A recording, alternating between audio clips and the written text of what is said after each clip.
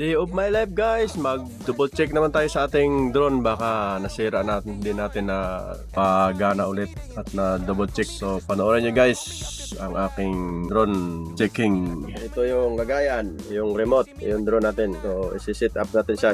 Pasok natin yung battery. Ayan guys, ayan yung battery magpasok. Yung pakpak ibuka. Ito lagi unahin itong malaki. So ating paganahin.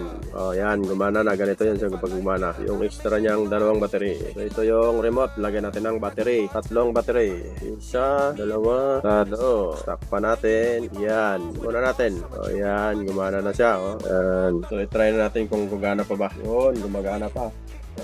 Condition pa guys, ayan o. Okay, condition pa. Try natin. Okay, off, on. Condition pa guys, ang ating drone. Ano natin? Try natin na paliparin. Patay na, disgrasya. Ito guys, gumagana pa yung ating drone. Yun lang yung ating drone check at yun, drone rebel.